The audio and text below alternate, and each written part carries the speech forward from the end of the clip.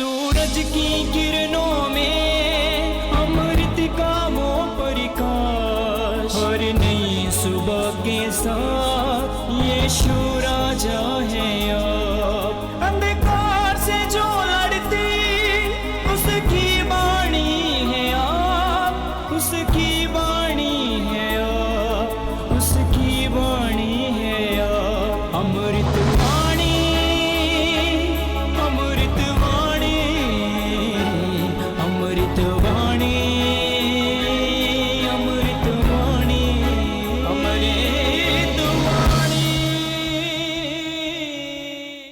पहला पाठ प्रेरित चरित अध्याय 5 पद संख्या 34 से 42 तक। उस समय गमालियल नामक फरीसी, जो संहिता का शास्त्री और सारी जनता में सम्मानित था, महासभा में उठ खड़ा हुआ।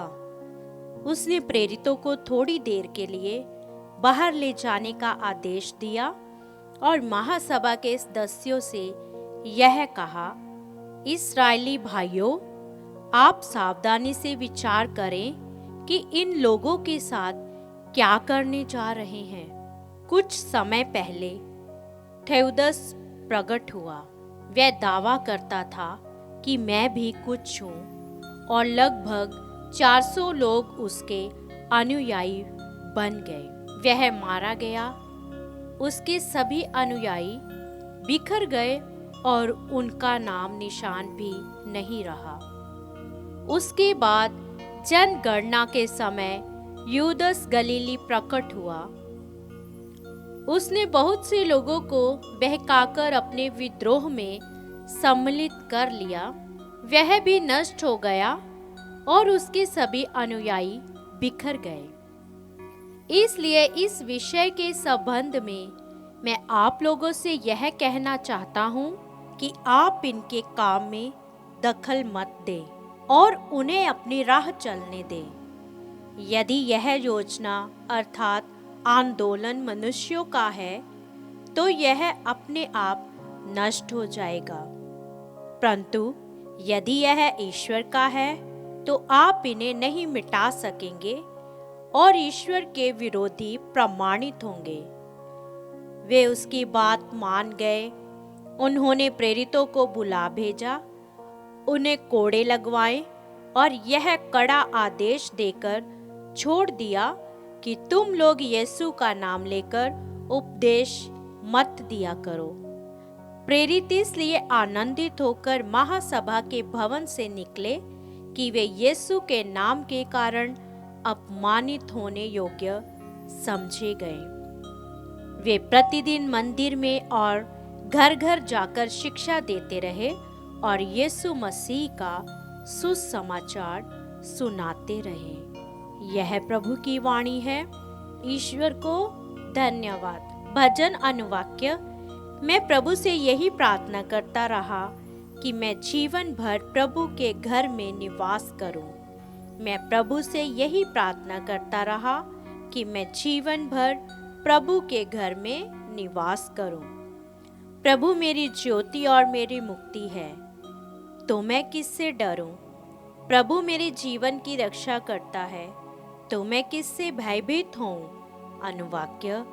मैं प्रभु से यही प्रार्थना करता रहा कि मैं जीवन भर प्रभु के घर में निवास करूं।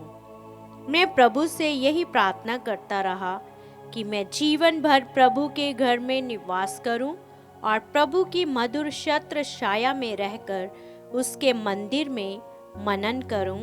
अनुवाक्य। मैं प्रभु से यही प्रार्थना करता रहा कि मैं जीवन भर प्रभु के घर में निवास करूं। मुझे विश्वास है कि मैं इस जीवन में प्रभु की भलाई को देख पाऊंगा।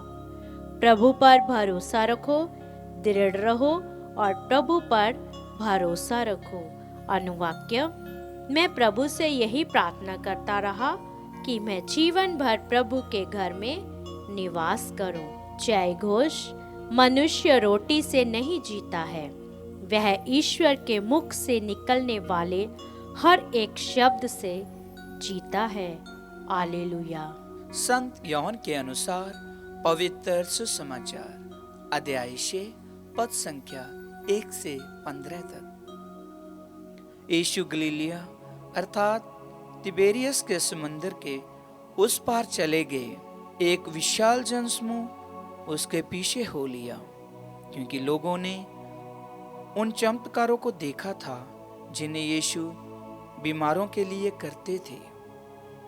यीशु पहाड़ी पर चढ़े और वहां अपने शिष्यों के साथ बैठ गए। यहूदियों का पास्का पर्व निकट था। यीशु ने अपनी आंखें ऊपर उठाई और देखा कि एक विशाल जनसमूह उनकी ओर आ रहा है, और उन्होंने फिलिप से ये कहा, हम इन्हें खिलाने के लिए कहाँ से रोटियां खरीदें? उन्होंने फिलिप की परीक्षा लेने के लिए ये कहा। वह तो जानते ही थे कि वह क्या करेंगे। फिलिप ने उन्हें उत्तर दिया, 200 दिनार की रोटियां भी इतनी नहीं होंगी कि हर एक को थोड़ी थोड़ी मिल सके। उनके शिष्यों में से एक सिमोन पेत्रुस के भाई इंद्रियस ने कहा, यहाँ एक लड़के के पास जौ की 5 रोटियां और 2 मछलियां हैं, पर ये इतने लोगों के लिए क्या है? यीशु ने कहा, लोगों को बैठा दो। उस जगह बहुत घास थी। लोग बैठ गए। पुरुषों की संख्या लगभग 5000 थी। यीशु ने रोटियां ले ली, धन्यवाद की प्रार्थना पढ़ी और बैठे हुए लोगों में उन्हें उनकी इच्छा भर बंटवाई। उन्होंने मछलियां भी इसी तरह बंटवाई।